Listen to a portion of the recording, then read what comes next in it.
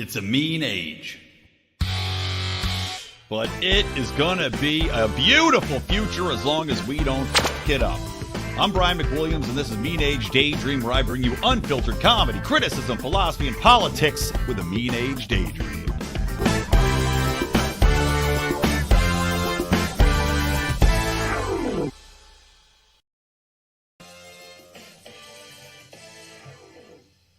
That was Wacky Shack. Why is it... That was Wacky Shack. This is crazy. I'm getting audio publishing live through. There we go. That was weird. That I kept doing a repeat of the intro music and playing it back to me through my own monitor and StreamYard. That was really strange. Anyway, welcome to the show, guys. It's going to be an interesting day for sure, in that I'm going to be doing a shorter show, threw my back out, and being too good a father. Too good a father. By the way, the show is not brought to you by Wawa. I just happen to be wearing a Wawa shirt, but I'm always happy to endorse Wawa. Delicious hoagies. Wish they were out here on the West Coast in La La Land. But yeah, shorter show. Two things going on. Number one, threw my back out, which blows, racing around a botanical garden with this big wagon my kid was riding in. And she wanted me to go real fast because kids love to go real fast. And of course, the next day I get up to take a piss and my back seizing up in the bathroom on me, at 4 a.m. So good times there. And also, I just realized that with the time change, with the sun going down, it may not look that dark in here right now. It's 3:10 my time when I'm recording this. If you're watching the video, it doesn't look that dark, but trust me, it's getting very dark in here. And now I thought I was going to be back in my house, my regular house, and have a studio set up instead of this temporary setup, which I'm still at in a rental house until my home renovations are done. But looks like that ain't going to happen, at least until mid-January now. Very depressing. Was hoping to be home for Christmas. Guess it's not going to happen. So I need to figure out a light situation here. Otherwise, it's going to be a little bit tricky. So that's where I'm at. Hope everybody have happy Thanksgiving. I did not go out of town, did not talk to relatives, so I didn't have any fights. I went to a local steakhouse, which was fine, very expensive. And I'm trying to think, something did set me off at dinner, though. Something political did really piss me off that I was mumbling about under my breath during our meal. I think it was just seeing some idiot walking around with a full mask on, in the restaurant, eating with the full mask on their face, because we're being told by mainstream media that COVID is surging again. And by the way, over this past weekend, I know several friends who did get COVID. Why do I know that? Because these assholes tested. Now, I got in a tiff with a buddy of mine over this because he didn't come out to the bar to watch my Eagles play on Sunday, which, fine. If you don't feel well, stay home, right? But the fact that he knew he had COVID because he had tested, the fact that several other people had COVID really pisses me off. We're past the point where you need to test for COVID. Please, if you're hearing my voice, stop testing for COVID. It does nothing. It accomplishes nothing. It is essentially the same as getting the flu or a cold. That's what it is. Remember how the flu disappeared during COVID? Well, that's because COVID was the flu. COVID is the flu now. It was the flu then. And now people are testing all over again. The only thing testing does is get us closer to them trying to take back the freedoms that they ripped away from us before, which we, by the way, have without the state's permission. The freedom to trade, the freedom to interact with other people, the freedom to protest, the freedom of religion. All those things we have. And yet the government tried to rip them away from us, lock us in our houses, mask our children, cause horrible learning disabilities in a lot of children, horrible emotional development disabilities in children, setting a generation back where now studies have come out showing that the next generation who went through this 3-year shutdown, doing irreparable damage to their education and their development, now they're predicting that they're going to be a drain on society. Now, I take that with a grain of salt. Because at the same time that I'm saying the only point in COVID testing right now, it's not any usefulness to the general population. It's not useful for me to know you had COVID. Stay home if you're fucking sick. The usefulness of testing for COVID and ordering these COVID tests is that it props up the regime and it props up the World Health Organization and it props up the United Nations and the adoption of this pandemic treaty, which is fucking evil. The pandemic treaty is evil. It has been put forth as essentially giving the World Health Organization the power to lock down economies, to control what the health measures taken are during a quote unquote pandemic, which can be literally anything. The definition of a pandemic falls now under a categorization as anything that poses an imminent or existential danger to humanity. Now that encompasses everything from climate change to Putin to Hamas, I guess, right? Throw them all in there. Testing for COVID only gives more power back to the people who want to lock you in your homes and destroy your business and demonize you. The same people who are wrong about everything need you to be testing for COVID. So stop doing it. Stop doing it. Now, I talked about how with I got off my train of thought here. Oh, the loss of education, right?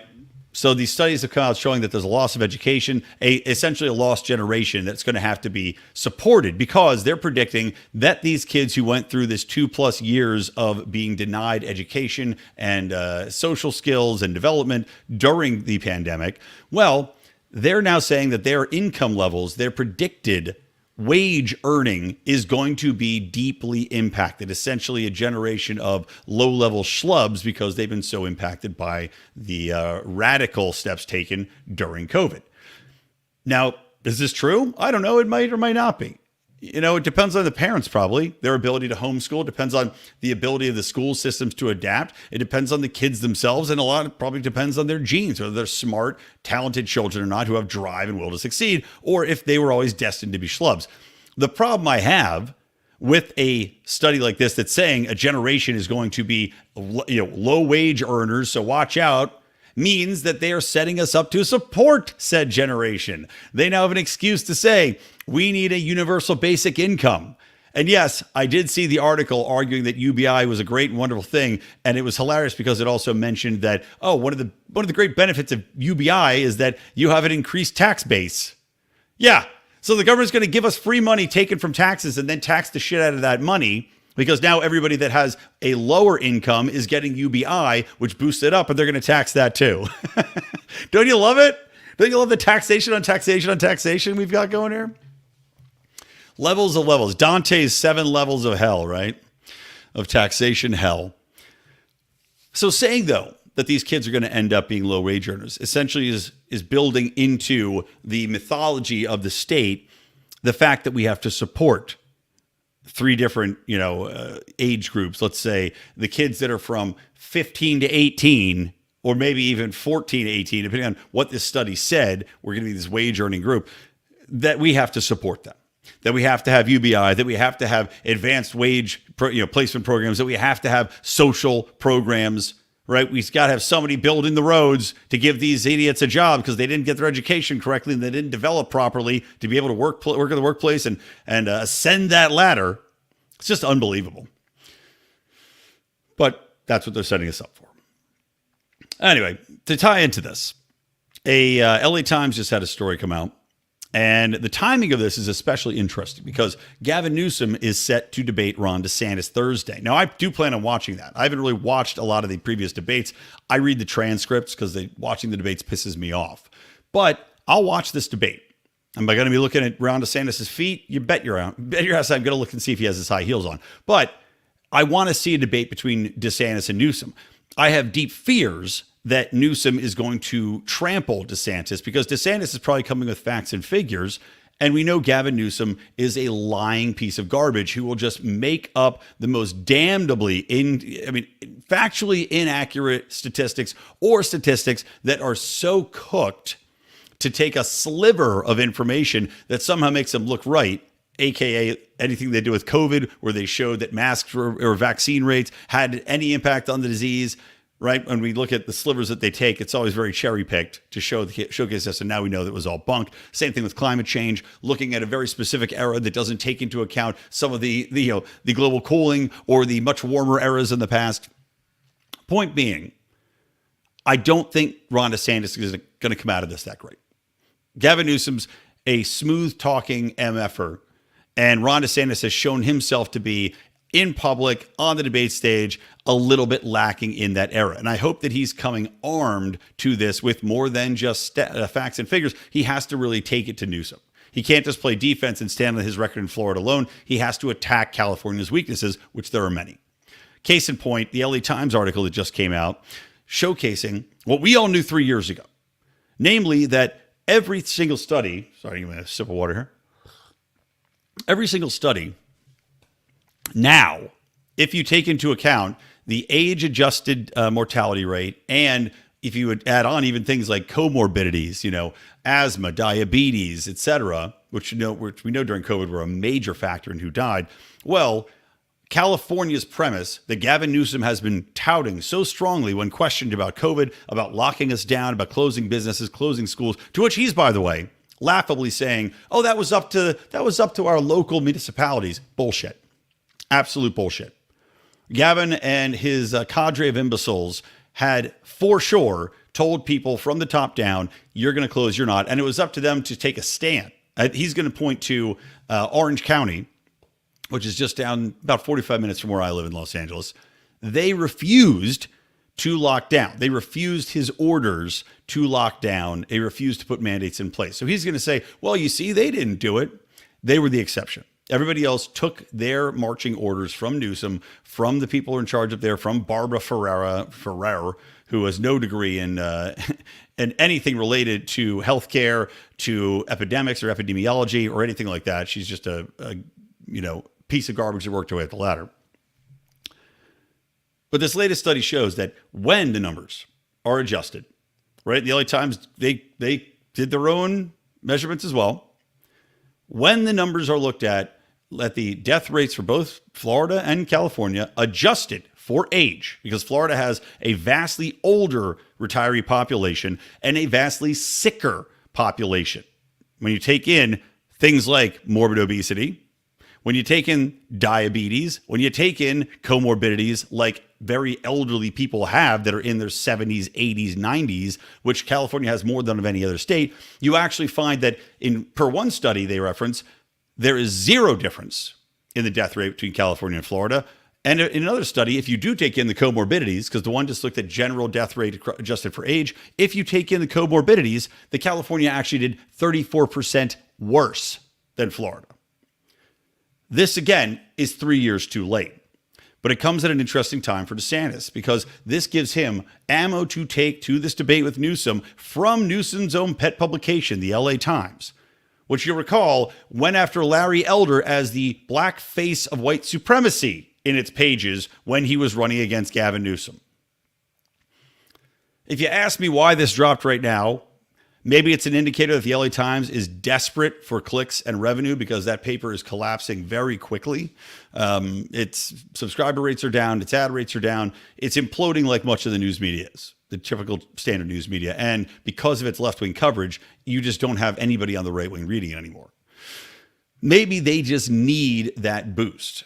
Or maybe they're turning on Gavin Newsom because Gavin Newsom's presidential aspirations are leaving California in the lurch. His trip to China was a joke and kind of paved and painted the way for another shot at this presidential run. So I don't, the timing's bizarre to me that they are dropping it now, but obviously good for the LA Times. I guess maybe they're doing a stab at journalism after all this time. So that was interesting. All right, next thing I wanted to get into, guys, is as per the name of the show here, Disney has formally admitted the wokeness is an element in their branding, in their content creation, in their overall scheme of things, right? Because they wanted to push, the future is the force is female per Kathleen Kennedy. South Park episode ripping her apart for what she's done with Marvel and Disney has been fantastic. And also the fact that the attendance beyond those entertainment properties that are in film and TV and whatever else, the attendance rates have cratered at Disneyland, at Disney World, and Disney-owned themed properties because everybody out there is sick of their shit. Everybody's sick of being preached to. Everybody's sick of being inundated with really just radical leftist ideology about the trans movement, about, and I remember that, the trans don't say gay bill and sex education bill was the big fight between Disneyland and really kickstarted the Disney DeSantis feud, which had their benefits removed, which they're not factoring in this report that I saw specifically, but losing that special status had to have impacted their budget beyond just the drops in attendance. So anyway, Blaze has an interesting piece talking about a report that came out. Now, this is literally a report sent to Disney investors, saying that there's culture wars have inflicted major impacts across the board, and they warned of the risks wokeness presents to investors. Now, I'm not going to bore you with everything here, but they did say that they have dropped, well, actually, they had an increase in revenue of 7% versus 2022, but at the same time, they cut their cost by quite a bit this year in content creation, because the content creation side of things, you saw the Marvels have one of the record worst openings for any Marvel film. And I believe also the second week fall off from that initial opening weekend, which was like $35 to $40 million, $35 to $40 million. It now dropped second weekend from that, I think something like 72%. So this movie now, it cost something like $270 million to make. It's now projected domestic box office is like going to be 100 million. And then you add on, a tepid global marketplace, you're looking at a massive loss. Now, I don't know if that takes into advertising costs, distribution costs or whatnot. If so, that's another $70 million. So Marvel took a massive bath pushing this female first woke leftist agenda, fight the patriarchy, rah, rah, rah. Everybody's got to be color swapped and sex swapped. And we're going to put nothing but gay characters and all this other shit they're doing. It bombed. Every property they've launched, well, outside of maybe a couple of the Star Wars titles, like The Mandalorian had been doing well. That kind of cratered in its second season. Obi-Wan was a flop. Miss Marvel, huge flop. Nobody watched it. I think it's the least watched series on Disney outside of Willow, which they had to pull because of tax purposes, because nobody watched it and was hated. So they've cut back drastically on content creation. Now, they have said within this article, within this report, that, here we go, we face risks relating to misalignment. I love that phrase, misalignment, guys, with public and consumer tastes and preferences for entertainment, travel, and consumer products, which impact their demand for our entertainment offerings and products and the profitability of any of our businesses. Our businesses create entertainment, travel, and consumer products whose success demands substantially on consumer tastes and preferences that change in unpredictable ways. Now, I would say that nothing about this was unpredictable. I would say that Disney's cadre of Harvard-educated, woke leftist, leadership, they had been so insular in the bubble that is Hollywood that they don't understand who they're selling to anymore. And this is kind of an overall theme you see in all entertainment. The people creating the content don't really know, number one, what's good anymore. And I've said this before, just in being in the business as trying to get a film made, trying to get people to buy in on a concept that's not this leftist agenda drivel is very difficult, because everyone is looking solely for that. And I can tell you examples from writing contests, from producer emails that go out. Everybody's looking for the same thing: underrepresented, diverse voices, not from white straight men, right? Which for me is not great. But what happens is that you've got content being created for a niche marketplace. Because the people, they say write what you know for a reason. The people coming out that are, a black lesbian with a trans husband, that person is not going to be writing for your mainstream audience. And naturally, it doesn't, you hope that this person isn't going to write something that's just purely a pandering, the Pandaverse style type of content for her own niche or his own niche or its own niche. You want them to be writing content that's accessible to everyone, but that's not what they've done. Instead, they put out these pieces of garbage that are unwatchable to anybody outside of the bubble. I mean, examples I gave before of canceled shows on like Netflix was like Queer Force, I think it was called, which is like a bunch of gay superheroes that worked for the FBI that were mad because they were put to the side because they were so different. And, the entire concept was, hey, look at all these, they're like, all the checkboxes we can checkbox, let's put them all in one show. But it's never funny. It's never good. It's never accessible to people, because I'm sorry, if you want me to sympathize with you, you can't at the same time be telling me all the time that I'm the piece of shit. It doesn't work. This is why my issue with The Simpsons canceling characters like Apu makes no sense. If you want people to sympathize with a character, to understand a diverse point of view, you need to give them something accessible. You need to give them a character that's likable, that they can rally behind, that isn't just going to be patronizing to them. They have to be somebody that you can associate your life with and see the world through theirs and see what your commonality is. And none of these shows do a good job of providing that. Instead, they have people yelling at you and quipping like the Marvels about how men are so stupid and how ladies are going to rule the world. And, you know, if you're a man, why do you want to see that? And if you're a woman, you roll your eyes. Maybe there's some people out there at this point that are going, yeah, but it's not an original message. It's not a fun message. It's not a funny message. And it's not a true message anymore. Women have more opportunities than they've ever had in the history of America. They are beyond now what men, the average woman, if she actually stays in the workplace, out-earns the males because of all the incentives put into place here. When you take away the choices in work opportunity, in which industry category you go into, in time off, there's zero difference between men and women. And as I said, women now are making more money than men. There's also, by the way, more women out there than men. This entire thing is just so stupid to continuously harp on, but that's what Disney has been doing. So I love this misalignment that they apparently just didn't see coming. Who could have seen this coming, where our people are sick of us telling them that they suck shit?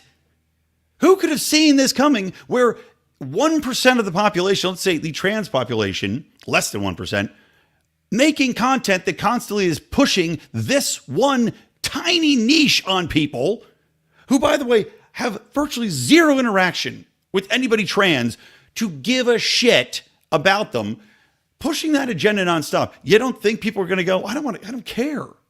I don't want to watch it. I don't care. Of course, it's a risk to your business. Disneyland had a man working in the little girl's beauty princess makeup shop, whatever it's called, the pretty princess Cinderella experience, with a fucking mustache, a man in a dress with a mustache on, at the door to it.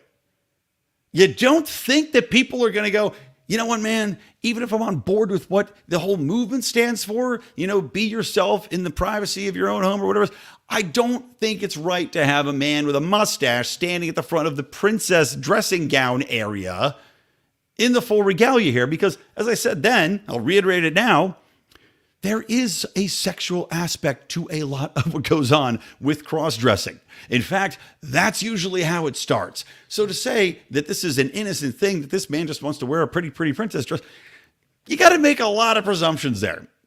That's kind of like the exception, not the norm. Especially when you're clearly still presenting yourself as a man. You got a full mustache and short hair. Getting down a long path. It's nice to see Disney acknowledge that they are misaligned with the population and to frankly tell their investors there are great risks to what we're doing. So I would presume they're going to try to go the other way with this. However, recent statements, Kathleen Kennedy still having a job, it makes me think that that's not the case. The fact that the new Avengers in the works, the young Avengers, is like 5 young chicks that nobody could give a shit about, and Black Captain America. And of course, all the chicks are from very diverse backgrounds. Makes me think that they haven't learned the lesson. But maybe that ship's sailed. Maybe there's just no way to right that and turn it back around. I don't know. But I think this is an overall correcting of the marketplace. You're also seeing, by the way, at the same time that Disney's acknowledging risks to their portfolio, to their brand in general, you're also seeing a massive nosedive in green energy stocks, right? These stocks that have been pumped up and propped up by retail investors, by private investors group. But then at the same time, you've got Vanguard stepping up and saying, we're not going to invest in this crap anymore. We're over it. It's not profitable. We feel like we had to do it. No longer going to do it. You've got people suing because of their retirement fees being put into these woke left agenda stocks, right? And losing money every time. I talked already on the show about how windmill farms, the people that create these windmills, lose money, something like 8% on every single one. And yet, what, we're supposed to be investing more money in them? There does come a time where you hit the wall from a corporate perspective, where you just can't lose that much money. Victoria's Secret, another example. They got rid of the angels, the hot, sexy angels that everybody loves seeing. Women and men alike. Aspirational for women, aspirational for men. Women want to be it, men want to do it. But they lost something, like they were bleeding billions of dollars. So this year they said, we're not doing it anymore. We're correcting ship. This is what the market can achieve, right? We're seeing it in action. The market is speaking. And some people really piss me off by saying that this is somehow cancel culture in action. Cancel culture in action? Because I was arguing with a buddy of mine. He said, are you going to drink Bud Light now that they fired the marketing executive responsible for the Dylan Mulvaney, co-branding thing, which just pissed me off on every level. I'm not going to go back into that. I've talked about it on the show multiple times. I said, no. I said, I want the CEO fired before I would go back and drink a Bud Light product. Because the CEO was just as complicit in the non-apology, non-responsibility tour and accusing, if you'll remember, during the backlash against Bud Light promoting its content and promoting this fucking LARPer, Dylan Mulvaney, who's one of the most obnoxious people and characters to ever grace the green earth. During the backlash, the CEO instead blamed the consumer. Didn't say, you know what, we messed up. That was dumb. We don't need to get involved in this deeply political action with this fucking goofball. Instead of saying whoopsie-daisies and firing the people in marketing and saying, we'll right the ship, instead this guy accuses the consumers of buying into misinformation. One of the most poisonous terms ever created. A weasel term created by other weasels in order to never admit wrongdoing. And if you look how often misinformation is used, it's always used in the same way. It's always used by government and corporations in order to obfuscate, in order to deflect any taking of responsibility, to defend any actions, even those that are absolutely indefensible, aka the censoring of free speech. You name it, misinformation is the cause. I don't have much more to say on that. Next thing, because this is a perfect segue, let me talk to you about this Irish law. Ireland's Green Party senator is defending the incitement to violence or hatred and hate offences bill. Now, this is from 2022, but it is basically coming to a vote now. So let me show you her statements on this bill, which effectively is seeking to criminalize memes, to criminalize any ownership of what they determine to be hateful material that could incite violence. There you go. No. All legislation is about the restriction of freedom. That's exactly what we're doing here, is we are restricting freedom, but we're doing it for the common good. You will see throughout our constitution, yes, you have rights, but they are restricted for the common good. Everything needs to be balanced. And if your views on other people's identities go to make their lives unsafe, insecure, and cause them such deep discomfort that they cannot live in peace, then I believe that it is our job as legislators to restrict those freedoms for the common good. Yeah, restrict those freedoms for the common good. Restricting, I seem to recall quite a bit of freedoms being restricted for the common good. Let me think. During times of war, during the quote-unquote war on terror, right, where the Patriot Act restricted our freedoms for the common good. During COVID, of course, well, everybody's freedoms were restricted for the common good with very few exceptions, Sweden being one of them. So while we have a constitution, that could be, we can't offend other people. Sorry, I had to do the Irish accent. Sorry for any Irish viewers. The language in this bill, by the way, is intentionally vague, as every government bill is. It doesn't specifically say, well, you can or can't own 12 offensive memes. They leave it broad so that you can't know what the government's going to come after you for. And that's intentional, right? This is the exact same thing about quote unquote extremist thought, where we know here domestically, the government, the FBI targeted people that were essentially libertarian, conservative, anything outside of the dogma of left-wing ideology as quote unquote extremists. You were labeled as such. The FBI tracked your accounts. The FBI worked with social media companies. The FBI is creating profiles. They are going into your bank records, right? Remember, Bank of America is being sued currently by our government, by Jim Jordan specifically heading up this subpoena of information and looking into Bank of America giving the Democrats and this investigation of the January 6th committee bank records on who bought what when, if they happen to be around January 6th and in that region. Unbelievably fucked up. these crazy Irish, what happened to the Irish? The Irish, by the way, I'm Irish. I'm half Irish, right? The Irish are known for having ribald sense of humor, being drunk, and yet we see there's no sense of humor left in Ireland. Some of the greatest wits came out of Ireland. Like Oscar Wilde is Irish. He's Irish or Scottish, I believe Irish. Some of the greatest comedy writers in the United States came out of Irish background because there's a culture there, coming out of the famines, coming out of some hard living for a long time, coming out of wars, being conquered, taking part in Scotland and England, being part of the UK. Similar to why Jews are known to be funny, hard times create hard people, right? And you get senses of humor out of those hard times very often, reflecting in we have to have a way to laugh at anything. We have to have an understanding that while things are bad, you can still say mean things because that's how you fight through sometimes. That's how you laugh at situations. And I think this latest bill, number one, indicates that Ireland's fucking lost its sense of humor. It's lost its mind. Because so much of what we have as far as communication goes does cross the Rubicon of hate speech. And honestly, how people, express their frustrations with the world we live in often comes in very cruel jokes. Now, Ireland just had a stabbing spree where children, I think it was 5 children, were stabbed by a Muslim refugee, and it caused massive protests in Ireland. This is why this bill is coming back to the surface again. Massive protests, riots in Dublin because of this stabbing, because the people of Ireland are looking around, they're saying, we've lost our collective mind here. We're importing all of these refugees who I've talked about this numerous times. When you have a society that is essentially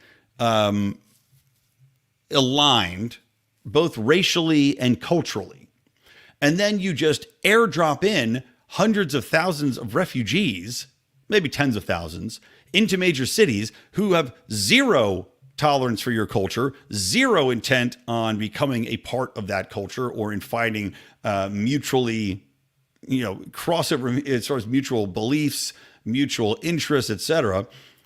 And you bring an aspect of poverty, of home cultures that might be more violent and intolerant, of depression and poverty. Well, you're going to have problems. And now you have this added conflict that's going on between the Western world and Hamas, or just the broader Arabic world or Muslim world. And you're seeing it bubble over in Ireland. In Ireland, I don't even know what the fuck Ireland's doing as far as any actions supporting Israel. I'm sure that they've said that Israel needs to be supported and that they stand close by them, being an ally of the United States. But when these people take to the streets and protest, instead of saying, you know what, this is pretty fucked up that these 5 kids got stabbed, maybe we should try to fix this problem. Maybe we should look at what the cause of this problem is.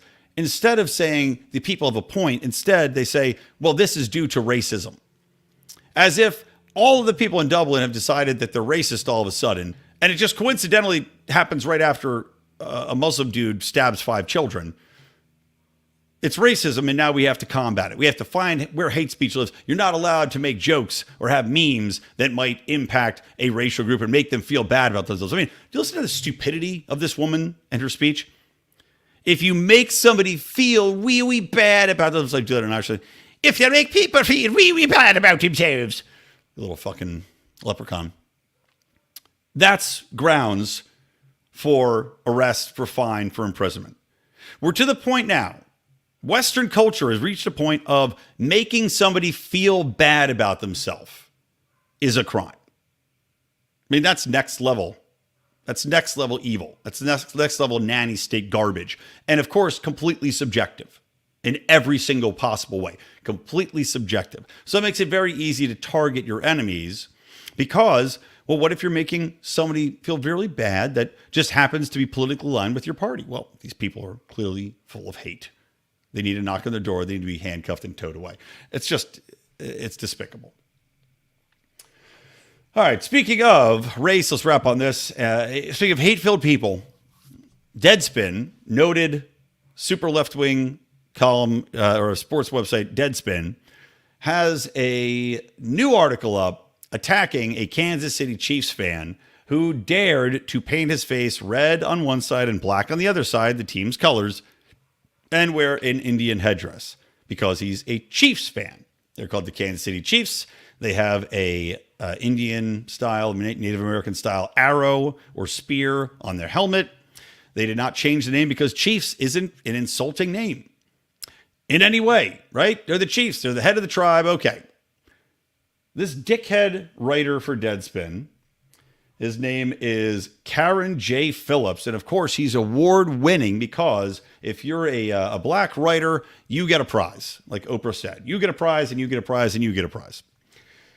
So this dickhead, because they showed this kid in the crowd, super fan, decides that he's going to screenshot it and he's going to write a big article complaining about how this is not just racist, but double racist because it's blackface and it's redface. So here's what this little excerpt says from Deadspin. It takes a lot to disrespect two groups of people at once. But on a Sunday afternoon in Las Vegas, a Kansas City Chiefs fan found a way to hate black people and the Native Americans at the same time. This is what happens when you ban books, wank wank, stand against critical race theory, and try to erase centuries of hate. Shouldn't you try to erase? Aren't we trying to erase centuries of hate? I'm pretty sure that's what we've been trying to do for the past 60 years. It just doesn't seem to be doing anything under this current paradigm that the state and leftists have been using. In fact, it seems to have made things much worse, right? We're the most divided politically, racially, more than we've ever been in the past 50 years. And yet, all of our policies keep doubling, tripling, quadrupling down on race education, on calling everybody fucking racist in the media, and on teaching, social courses and giving people degrees in diversity and equity and giving them degrees in black trans athletics and whatever the fuck else stupid bullshit you're making up. Seems like trying to erase the divisions of hate hasn't worked. But we're still trying to erase hate. So this guy's, terrible writer, obviously. This award-winning writer makes no sense. But banning books? Nobody's banning books, you imbecile. This, again, these people write blatant lies based on ignorance and then use them to make these grandiose statements that this kid, Kansas City Chiefs fan, rooting, by the way, for black players, right? And in football, 75% of the people are black that are playing the game, right? I would say conservatively, 75% of NFL players are black. So clearly this racist against black Chiefs fan who clearly hates Patrick Mahomes for being mixed race, despite the fact that he's won several Super Bowls for him, he dressed up not to be a fan of the team that he went to Las Vegas to see with his family, presumably, unless this kid's a card counting magician that I don't even know. He's 6-year-old fucking Rain Man prodigy. Gets 21 every time. Don't know how he does it. So this kid obviously is super racist, and he decided to find a way to hate black people and Native Americans. It's shit like this that drives you up the wall. And as I said, doesn't help race relations. You're going to find racism if you look for it. And that doesn't mean it's there. It just means you're going to find it. I've used this illustration many times. I'll say it again. Here's a good example of what these people, like this piece of shit Karen J. Phillips, have done to our culture. I've never before I moved, within the last maybe 5 years to Los Angeles, walking down. I'm right now staying in a community that is majority black and Hispanic, right? Where my regular house is probably 50-50. Where I'm living right now is probably 70-30, right? Black people, Hispanic people to white people. I'm definitely the minority. And walking down the street, I never used to think about this in any way, shape, or form until the last few years because of this emphasis on making everybody see race first and be critical, and racism's where you find it, right? Because you're trying to find it. I never used to think about how long do I have to wait before I look up and acknowledge a random black person walking down the street, right? Typically, maybe I'd ignore him. Maybe I wouldn't even acknowledge him at all. Maybe I look up at the last second and I give a nod. Maybe I look at him a little bit farther away and see, okay, there's a guy coming my way. I'm looking at him. Maybe he's got a dog. I don't know. But the thing is, now I got to worry about the timing of all this. If I'm insulting to this black man by keeping my eyes down a certain time and then just looking up, or is he thinking that because he's black and I'm white and I'm looking at him as he's coming down the block, that I'm sizing him up to see if he's going to stab me? Or maybe if I don't acknowledge him and I decide I'm just going to walk by this guy and not even do anything because I don't fucking know him. Who cares? He doesn't know me. That if I don't acknowledge him, that I'm a racist. Or maybe if I acknowledge him and I say, hey, what's up, man? That this guy's going to say, look at this white guy because he's trying so hard. You know, that's just racism too because he knows I'm black. That's the only reason he said hi to me. Right? All of these fucking scenarios, by the way, I guarantee happen every day. Why? Why do I have to think about this shit anymore? Because of assholes like this moron, Karen J. Phillips. Because we've been taught and inundated with this propaganda to make us see skin color more than anything else. And this jerk off can't just let a kid be a kid. And I hope he gets a shit suit out of him, just like Nicholas Sandman sued CNN and whatever else, New York Times, all this other shit. I hope this dickhead gets sued as well for trying to paint this kid as a racist because he decided to come out and support a football team. Can you imagine this kid, by the way?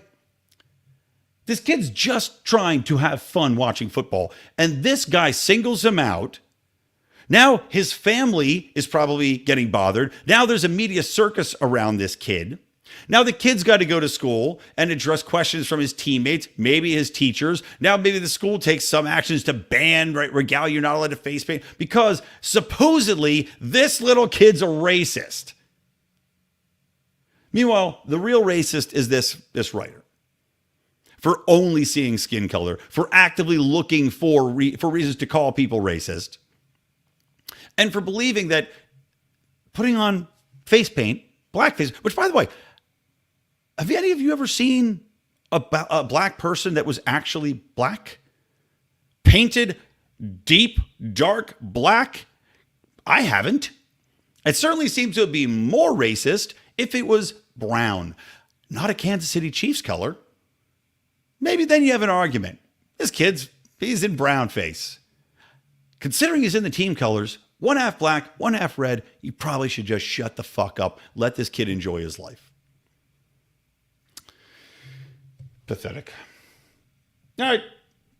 That's it. I ain't got no more. Hope you guys enjoyed the show. If you did, please do hit the notify button if you're on YouTube. As you know, I'll continuously tell you this. We are shadow banned. We've got 6,500 subscribers. None of you guys ever see it unless you hit the button. You got to hit notify because we've been shadow banned for so very, very long. Make sure you hit that button so you know when we post new videos. We're on Rumble as well. Of course, find us there. If you don't mind, subscribe to the Lions of Liberty Network podcast. If you don't like John's show on Mondays, Finding Freedom, shame on you, but you can just subscribe to Mean Age Daydream as well. We've got 3 options there. Lions of Liberty Network, you get all the shows, including Meme Wars on Friday. We will be back this week. We took last week off for the holiday, but I've got like 7 spicy hot memes, sure to inflame your pubic hair if you want to tune in. That's going to be on Friday. Usually we do that at 2 p.m. Eastern. But you'll get all 3 in the feed if you just like to hear it through your earbuds. So subscribe. Please give us a nice rating. If you're on iTunes, if you're on Spotify, that really helps us out. And of course, you can join us and support the show, patreon.com/Lions of Liberty or lionsofliberty.locals.com. Get my Good Morning Fuckhead rants. You get Secrets, Lies, and Cover-Ups. You get Degenerate Gamblers, our gambling show. We talk every week about our sports picks and what happened to us that was terrible over the week. All right, that's it. All right, guys, thank you. For me, Brian McWilliams from the Lions of Liberty Network. For Mean Age Daydream, keep those electric eyes on me, babe. Keep that ray gun to my head.